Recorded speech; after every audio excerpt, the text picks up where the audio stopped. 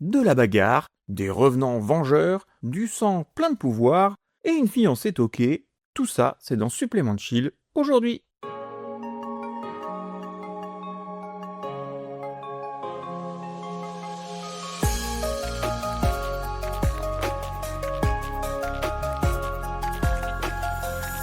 Et coucou les geekouniou, content de vous retrouver.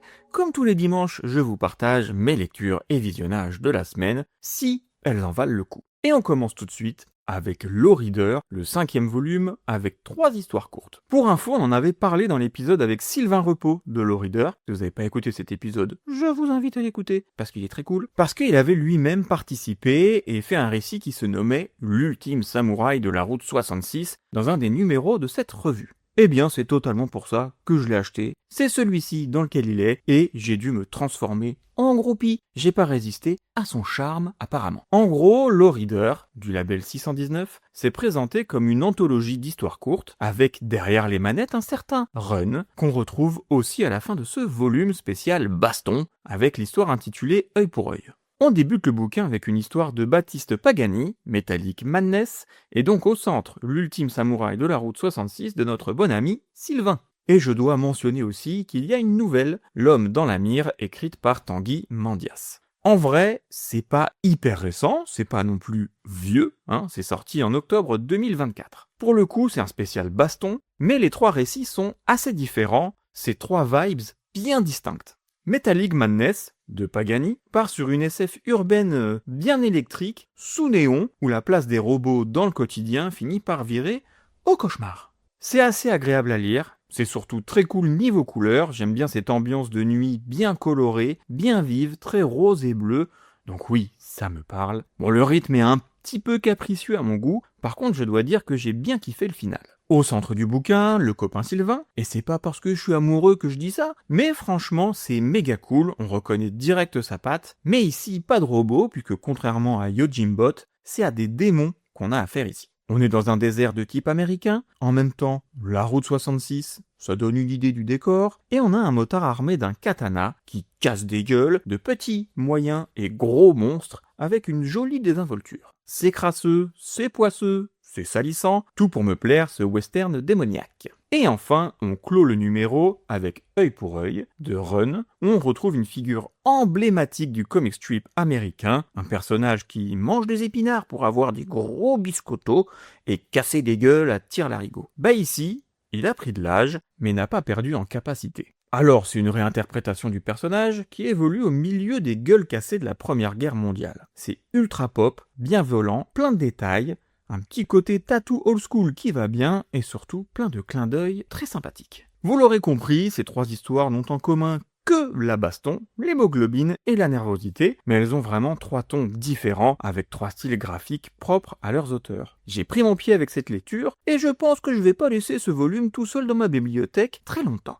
Ensuite, j'ai lu un petit comics, d'un nom relativement connu, mais ici ce n'est pas le plus célèbre de la série, The Crow, Waking Nightmares, écrit par Christopher Golden, dessiné par Phil Hester et ancré par Andy Parks. C'est un comics qui date de 97, mais la version VF que j'ai, sortie chez Vestron, date de juillet 2023. Ce n'est donc pas l'œuvre de James O'Barr, qui pourrait très bien faire l'objet d'un épisode de Supplément Geek d'ailleurs. Ici, on ne suit pas Eric Draven, mais l'inspecteur Mark Lung, flic de Chinatown, qui s'est vu, un peu comme Eric, se faire zigouiller par des zigotos méchants pas beaux. On nous dit, je vous rassure, on le voit pas, qu'on l'a forcé à regarder sa femme se faire agresser de façon non descriptible ici, puis on lui a arraché les yeux et le cœur. Sympa comme fin de vie. Et tout ça parce qu'il enquêtait sur une triade qui baigne dans le trafic d'enfants à des fins encore une fois non descriptibles ici, mais vous aurez compris. Epstein ne doit pas être bien loin. Comme dans la mythologie du Crow originel, Mark est ramené à la vie pour accomplir une mission vengeresse, mais lui ne voit pas les choses de la même manière. Oui, il veut évidemment se venger, mais il veut surtout retrouver ses filles jumelles avant qu'on ne leur fasse du mal. On est toujours dans le deuil, dans la rage, mais cette fois ça ressemble à un polar noir, dans une ambiance new-yorkaise bien froide, avec une menace criminelle qui elle aussi donne des frissons.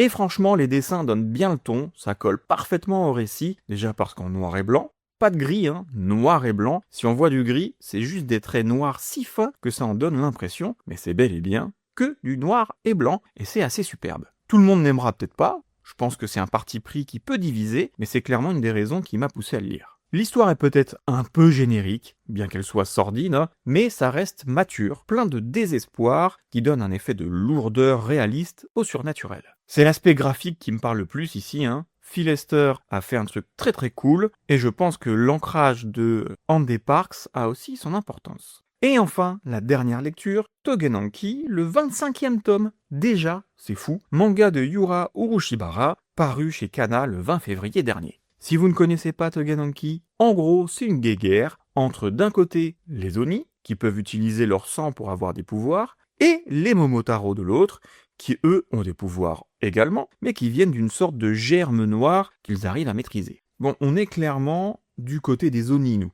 puisque nos héros en sont. Et les méchants, qui veulent les exterminer, c'est les Momotaro. Le perso principal s'appelle Shiki, et il est ce qu'on appelle un héritier de Kishin. Il a donc plus de puissance potentielle que ses autres camarades Oni. Bon bah dans le volume 25, Shiki et ses petits compagnons vont visiter Matsumoto, ils y étaient déjà dans le tome 24 pour rencontrer un mec qui peut sauver un des leurs, puisqu'il peut innocenter Yosurube en lisant dans son esprit. Évidemment, ça ne va pas aller comme sur des roulettes, sauf pour Monsieur Mudano, mais ça c'est parce qu'il fait du roller, puisque la ville est attaquée par des Uglies, des monstres créés par les Momotaro, et évidemment, les civils sont en danger. Au milieu de tout ça, entre sauver la population et survivre à l'attaque, un de nos personnages, Jin, va faire une rencontre qui ne va pas le laisser de marbre. On conclut avec ce tome l'arc de Koenji et de Matsumoto, et je suis pressé de lire la suite. Je crois que c'est pas la première fois que je parle de Togenanki, et ce sera pas la dernière, c'est une série que je suis depuis le départ, et j'ai été assez vite séduit. Les dessins sont beaux, j'aime bien le parti pris de détourer les personnages avec un trait blanc, je trouve que c'est efficace et ça rend souvent les pages plus lisibles, surtout dans les moments d'action, et c'est très fourni de ces moments-là. La version manga est plus sympa de mon point de vue que la version animée, et le 26e tome devrait paraître début mai. Au Japon, ils en sont au 28e, on n'a pas trop de retard, ça fait plaisir. Et on passe au seul visionnage de la semaine, et cette semaine je suis allé au Cinoche, et j'ai vu The Bride. C'est vraiment trop bien le cinéma, j'y vais pas assez, même quand le film est pas ouf, je suis toujours content juste d'y avoir passé un moment. Alors je dis pas que The Bride c'est pas ouf, hein, c'était une remarque globale. Bon, c'est pas le film du siècle non plus, faut être franc. C'est donc un film écrit et réalisé par Maggie Gyllenhaal, librement inspiré de la fiancée de Frankenstein, qui reprend une actrice qu'elle avait fait jouer dans The Lost Daughter, Jessie Buckley, qui est donc notre fiancée dans ce film. Le monstre de Frankenstein, qui se fait appeler Frankenstein, donc on va le dire comme ça, est quant à lui interprété par Christian Bale, que Maggie connaît bien, puisqu'elle était amoureuse de lui dans le Batman de Nolan. Elle fait également jouer son petit frère, Jake, dans un petit mais important rôle, et on a deux enquêteurs sous les traits de Penelope Cruz et Peter Sarsgaard. Ça en fait du beau monde. En résumé, Frankenstein n'en peut plus d'être seul, et il va trouver une scientifique, la doctoresse Euphronius, jouée par Annette Bening, et lui demander de lui créer une épouse à son image, donc une femme ramenée d'entre les morts.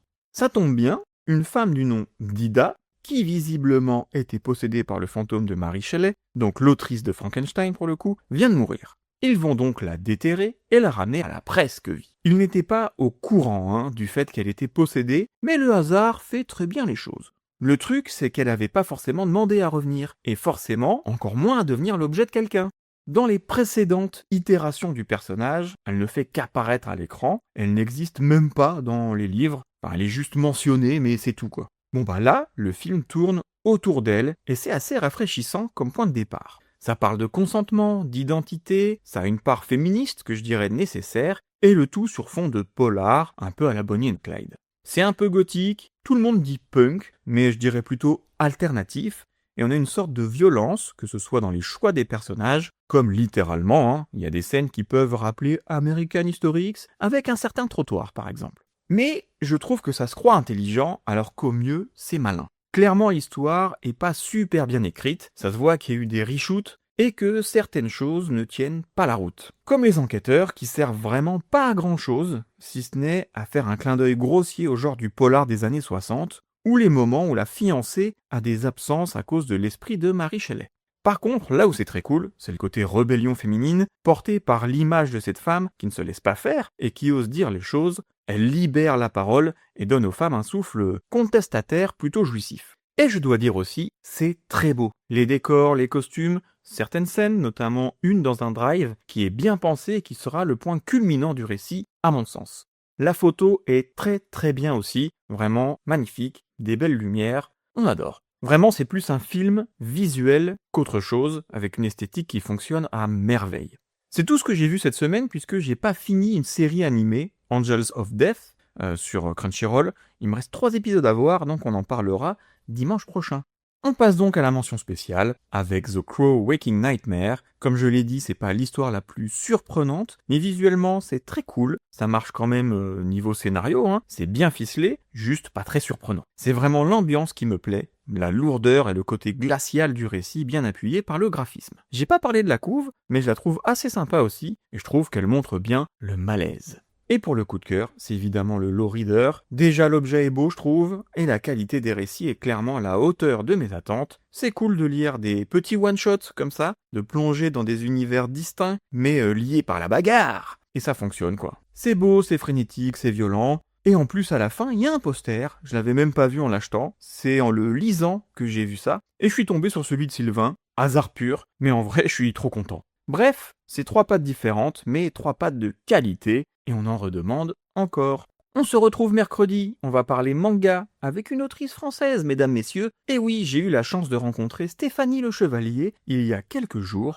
qui était en dédicace dans la librairie Casamanga à Asnières, et ces petits lapinous d'amour là, ils m'ont permis d'enregistrer un épisode directement dans leurs locaux. Un gros merci à eux, et j'espère que l'épisode vous plaira. En tout cas, moi, j'ai kiffé le faire. Pensez à vous abonner pour ne rien manquer, à mettre des commentaires, ça aide beaucoup pour le référencement. Et si vous pouvez mettre 5 étoiles, c'est très bien aussi. A très vite mes petits geekounious, et bon chill! Hasta la vista, baby.